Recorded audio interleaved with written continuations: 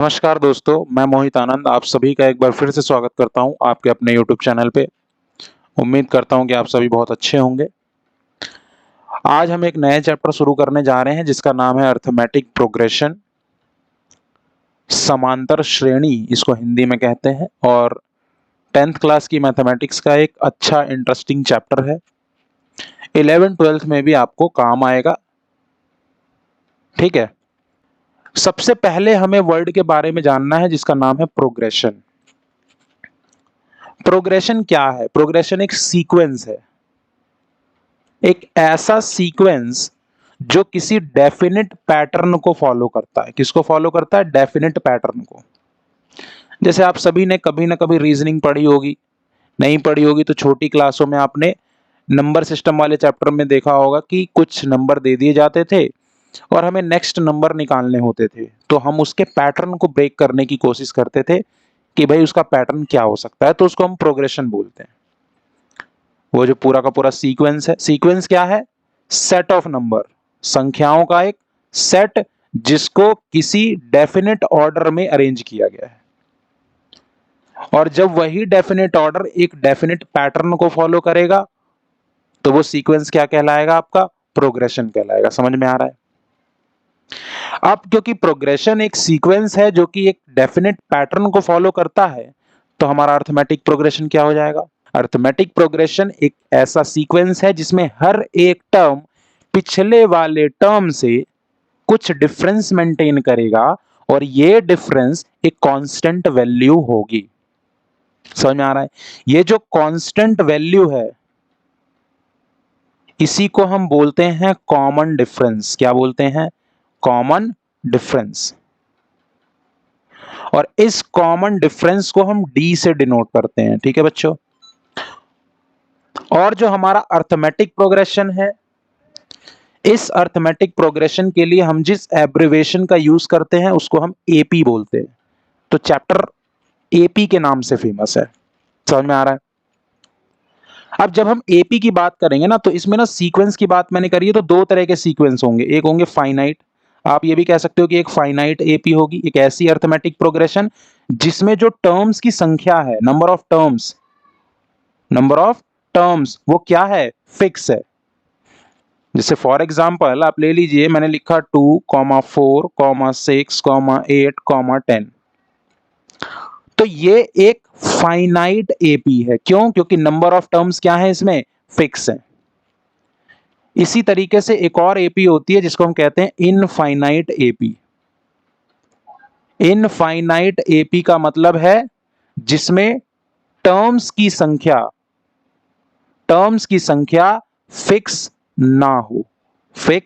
ना हो, उसको हम बोलते हैं इनफाइनाइट एपी।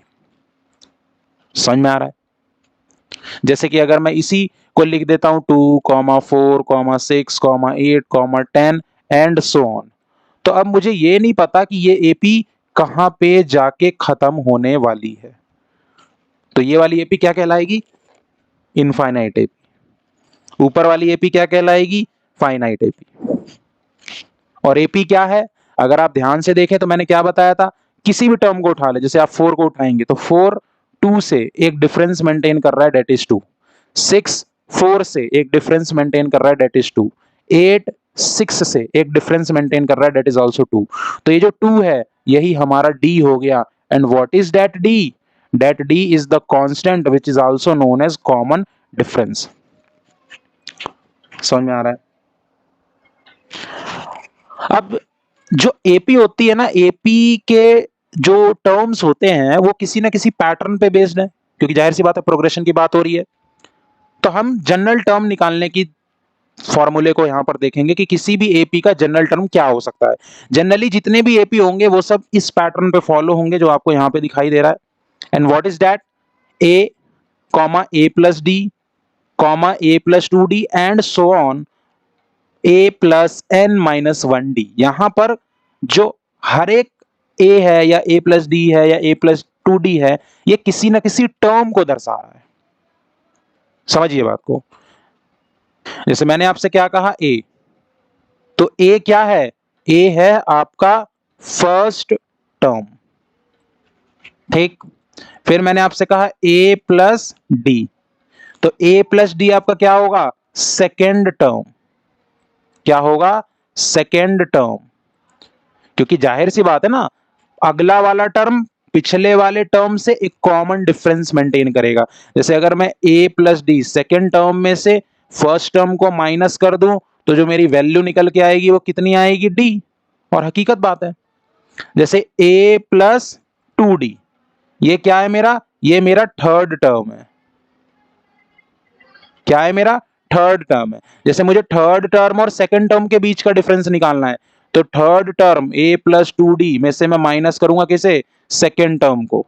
तो a से a कैंसिल आउट हो गया, 2d में से d गया, तो क्या बचा? d। आपने देखा कि सेकंड टर्म और फर्स्ट टर्म के बीच का कॉमन डिफरेंस भी क्या आया? d। थर्ड टर्म और सेकंड टर्म के बीच का भी कॉमन डिफरेंस क्या आया? d। और जाहिर सी बात है, क्योंकि हम पढ़ रहे हैं एपी, एक ऐसी प्रोग्रेशन जो किसी डेफिनेट पैटर्न को फॉलो करती है, जिसमें हर एक टर्म पिछले टर्म से एक कॉमन डिफरेंस मेंटेन करता है, जिसको हम डी कहते हैं। तो जाहिर सी बात है कि वो इस रूल को तो फॉलो करेगा ही करेगा। ये जो मैं लिख रहा हूं a plus D, a plus two D, that is general term of AP. तो किसी भी एपी का अगर आपको जनरल टर्म निकालना है, जनरल टर्म, और उस टर्म में भी आपको किसी टर्म की वैल्यू निकालनी है, वैल्यू का मतलब है कि मेरे को पांचवा टर्म पता करना है, तो उसका फॉर्मूला होता है a plus n minus one D. ये होता है उस एपी का nth टर्म, जिसको हम an से रिप्रेजेंट करते हैं। इसको हम बोलते हैं nth टर्म। आप इसे लास्ट टर्म भी बोल सकते हैं, क्योंकि हमें नहीं पता ना वो टर्म क्या है। लेकिन हाँ, अगर आप n की वैल्यू पुट करेंगे तो आपको वो कोई ना कोई टर्म देगा। जैसे कहने का मतलब है, अगर मैं a की, n क्या है? n यहां पर नंबर ऑफ टर्म्स को रिप्रेजेंट कर रहा है। किसको रिप्रेजेंट कर रहा है? नंबर ऑफ टर्म्स को। लेट से कि आपने n की वैल्यू रख दी 5, तो इसका मतलब आप क्या निकाल रहे हैं? a5, जिसको मैं फिफ्थ टर्म भी कह सकता हूं। तो फिफ्थ टर्म क्या हो जाएगा? a प्लस n की वैल्यू कितनी? 5 माइनस वन डी। तो ये हो जाएगा a प्लस 4d। ये मेरा फिफ्थ टर्म होगा। तो किसी भी एपी का जनरल टर्म निकालना है अगर आपको, तो देखा जाए तो nth टर्म, जिसको आप लास्ट टर्म भी बोलेंगे, जिसका formula a plus N minus one D है, जहां पर n रिप्रेजेंट करता है नंबर ऑफ टर्म्स को। और जैसे ही आप n की वैल्यू को डिफाइन करेंगे, वैसे ही आपको एक टर्म निकल के आएगा। अगर वो टर्म डिफाइन नहीं है, तो आप उसी को nth टर्म कहेंगे, उसी को आप लास्ट टर्म कहेंगे। समझ में आ रहा है? क्लियर है कि किसी भी एपी का जनरल टर्म कैसे निकलते हैं? वीडियो पसंद आ रही हो तो एक लाइक जरूर ठोकिएगा, चैनल को सब्सक्राइब करिए, शेयर करिए। आप लोगों का रिस्पॉन्स ही नहीं मिल रहा बिल्कुल। भाई कोई दिक्कत है तो कमेंट करिए, कोई क्वेश्चन करवाना है तो कमेंट करिए, करके देंगे, बिल्कुल कोई दिक्कत वाली बात नहीं है। ठीक है, आइए आगे देखते हैं। तो मैंने आपको बता दिया general term of an AP, ये तो पूरी की पूरी एपी लिखी हुई है। nth टर्म मैंने आपको डिफाइन कर दिया, किसी भी एपी का nth टर्म क्या होगा? a plus N minus one D. लेकिन ये जो कॉन्सेप्ट ये लिखा हुआ है, ये लिखा हुआ है nth term of an AP from the end. इसको भी मैं आपको डिफाइन करके बता देता हूं क्या है मतलब। आइए देख लेते हैं। अब आता है nth term from the end, और ये एक ऐसा कॉन्सेप्ट है जिसमें बच्चे भर भर के गलती करते हैं। समझ में आ रहा है? जैसे कि मान लीजिए 2, 4, 6, 8, 10, और ये एपी जा रही है लेट से 50 तक। ठीक है, तो अब अगर कोई मेरे से पूछे कि इसका फर्स्ट टर्म क्या है, फर्स्ट टर्म को किससे रिप्रेजेंट करते हैं बच्चों? ए से, तो वो है 2। कोई पूछे कॉमन डिफरेंस क्या है, common difference that is D. तो कॉमन डिफरेंस का फॉर्मूला क्या होता है? Second term minus first term. कोई भी दो कॉन्जिक्यूटिव टर्म्स को जब आप सब्ट्रैक्ट करेंगे तो आपको कॉमन डिफरेंस मिल जाएगा। 6 माइनस 4 कर लो, मान लो यहां पर, वैसे तो a2 माइनस a1 करोगे तो क्या आएगा? 4 माइनस 2।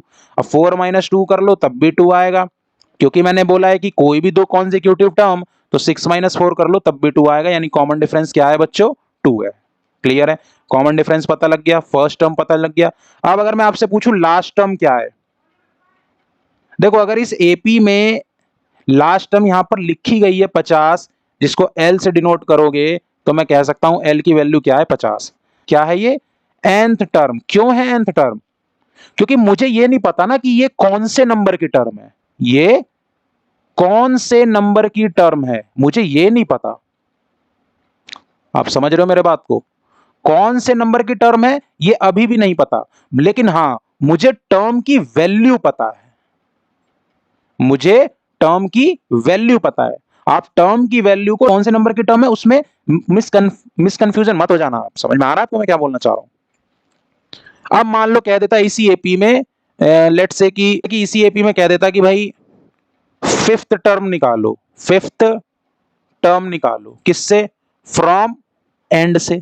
समझिएगा बात को, अंत, अंत से, लास्ट से पांचवा टर्म निकालना है। तो जब लास्ट से कह देगा ना, तो अब मेरा जो फर्स्ट टर्म है, समझिएगा बात को, अब जो मेरा फर्स्ट टर्म है ए, उसकी वैल्यू क्या हो जाएगी? जो मेरा लास्ट टर्म था एपी का, डेट इज 50। आपको समझ आ रहा है मैं क्या बोल रहा हूं?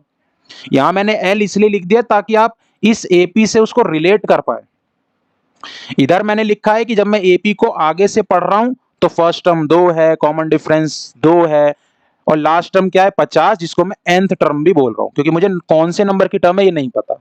लेकिन अगर वही मैं एंड से एपी को पढ़ने लग जाऊं 50 की तरफ से, तो जो मेरा फर्स्ट टर्म है वो मेरा जो पहले लास्ट टर्म था वो मेरा क्या हो जाएगा? फर्स्ट टर्म हो जाएगा। तो बच्चों एक बात बताओ, कॉमन डिफरेंस क्या हो जाएगा? तो कॉमन डिफरेंस के लिए क्या करना होगा? पहले मैं 4 में से 2 घटा रहा था, अब मैं 2 में से 4 घटाऊंगा, क्योंकि जब मैं पीछे से पढ़ूंगा तो 2 मेरा अगला टर्म है, 4 मेरा पिछला टर्म है, and that your answer will be -2। समझ में आ रहा है? तो जब भी कभी एंड से आपको टर्म निकालना है तो पहली चीज की जो फर्स्ट टर्म होगी वो आपकी लास्ट टर्म हो जाएगी, और जो लास्ट टर्म होगी वो फर्स्ट टर्म हो जाएगी। भाई यहां पर लास्ट टर्म क्या हो गई? First term. और जो लास्ट फर्स्ट टर्म थी, फर्स्ट टर्म थी, वो क्या हो जाएगी? Last term. यानी कि 2 मेरा क्या हो जाएगा यहां पर? Last term. लेकिन वो था क्या? First term. समझ में आ रहा है मैं क्या बोल रहा हूं? समझ में आ रहा है तो लाइक ठोकना पड़ेगा भाई, उपाय नहीं है कोई। और कॉमन डिफरेंस जो मेरा इधर वाली एपी में जो भी मेरा कॉमन डिफरेंस था, अब मेरा कॉमन डिफरेंस कैसा हो जाएगा? साइन चेंज हो जाएगा कॉमन डिफरेंस का। जब मैं एंड से अगर पढ़ूंगा तो मेरा साइन चेंज हो जाएगा एपी के कॉमन डिफरेंस का। अगर पॉजिटिव है तो नेगेटिव हो जाएगा, नेगेटिव है तो पॉजिटिव, अगर पॉजिटिव है तो नेगेटिव, नेगेटिव है तो पॉजिटिव। समझ में आ रहा है मैं क्या बोलना चाह रहा हूं? अब मुझे फिफ्थ टर्म निकालना है, तो फॉर्मूला तो मैं ए एन का निकालूंगा, ए एन बराबर ए प्लस एन माइनस 1 डी। समझिएगा बात को। लेकिन ये मैं ए एन निकाल कहां से रहा हूं? एंड से। कहां से? एंड से। तो जहां मैं ए लिख रहा था अब मैं वहां क्या लिखूंगा? एल लिखूंगा। टर्म एन माइनस 1 ही चलेगा, लेकिन कॉमन डिफरेंस माइनस डी हो जाएगा मेरे बच्चों, ये ध्यान रखना। माइनस डी क्यों? क्योंकि मैंने आपको बताया साइन क्या हो जाएगा? चेंज। जैसे यहां पॉजिटिव था तो माइनस डी का मतलब है प्लस माइनस माइनस का दो ऑटोमेटिकली, अगर माइनस होता तो माइनस माइनस प्लस का दो। समझ में आ रहा है कि नहीं आ रहा है? तो ए एन आपको जब निकालना है कहां से? एंड से। तो फॉर्मूला क्या चलेगा? L plus N minus 1 into minus D. यहां मैंने एल इसलिए लिखा है क्योंकि आप एपी कहां से पढ़ेंगे? शुरू से पढ़ रहे होंगे। तो जब आप शुरू से पढ़ेंगे तो ये आपका क्या है? लास्ट टर्म है। तो इसको रिप्रेजेंट कर रहा हूं मैं यहां से। तो मेरा आंसर क्या हो जाएगा? 50 प्लस टर्म की वैल्यू 5 माइनस 1 इंटू में -2, ये हो जाएगा 50 माइनस 4 दूनी 8, और वो भी माइनस का। तो मेरा आंसर हो जाएगा 42। आपको समझ आ रहा है मैं क्या कहना चाह रहा हूं? शुरुआत से nth टर्म निकालना है तो कॉन्सेप्ट बहुत सरल है, a plus N minus 1d है, जो कि यहां पे लिखा हुआ है, ये रहा फॉर्मूला। लेकिन अगर आपको एंड से निकालना है, जिसपे मैंने आपको एक एग्जांपल लेके समझाया है, तो चीजें बदल जाएंगी। शुरुआत वाले का जो फर्स्ट टर्म था वो एंड वाले का लास्ट टर्म हो जाएगा। देखो यहां लिखा हुआ है ना मैंने। और शुरुआत वाले का जो लास्ट टर्म था वो एंड वाले का फर्स्ट टर्म हो जाएगा। फॉर्मूला तो सेम ही रहेगा ना जी, फॉर्मूला नहीं बदल सकते ना आप। क्लियर है एकदम? अगर कोई दिक्कत होती है तो आप कमेंट जरूर करें। आइए आगे बढ़ते हैं। आपका आ जाता है सम ऑफ एन टर्म्स। ठीक, एन टर्म्स का जब आपको किसी भी एपी का सम निकालना है तो फॉर्मूला क्या चलने वाला है? एस एन बराबर N upon 2 bracket 2a plus n minus 1d। अब अगर आप इस फॉर्मूले को थोड़ा सा खोलें तो ये क्या हो जाएगा, n अपॉन 2। 2a को मैं क्या लिख सकता हूं, a plus n minus 1d। और आप ध्यान से देखेंगे तो a plus n minus 1d किसको रिप्रेजेंट करता है, an को रिप्रेजेंट करता है। और an ही किसको रिप्रेजेंट करता है, लास्ट टर्म को, अभी पीछे पढ़ा है हमने। तो इसी फॉर्मूले को कंसाइज वे में मैं क्या लिख सकता हूं, n upon 2 bracket a plus l, जहां पर l किसको रिप्रेजेंट कर रहा है, a plus n minus 1 d को रिप्रेजेंट कर रहा है। अब ये कौन सा फॉर्मूला आप लगाएंगे ये इस बात पे निर्भर करता है कि क्या दे रखा है। मेरा मानना है कि अगर फर्स्ट टर्म और लास्ट टर्म गिवन है, अगर फर्स्ट और लास्ट टर्म गिवन है, सम निकालना है तो ये निकालना ज्यादा अच्छा है अगर n की वैल्यू दी गई है। और अगर फर्स्ट टर्म दे रखा है और कॉमन डिफरेंस दे रखा है तो आप इस वाले फॉर्मूले के साथ जा सकते हैं। इसके अलावा एक इंपॉर्टेंट रिजल्ट है जिसका एनसीईआरटी पे बेस्ड क्वेश्चन भी है और बहुत ही अच्छा कॉन्सेप्ट है।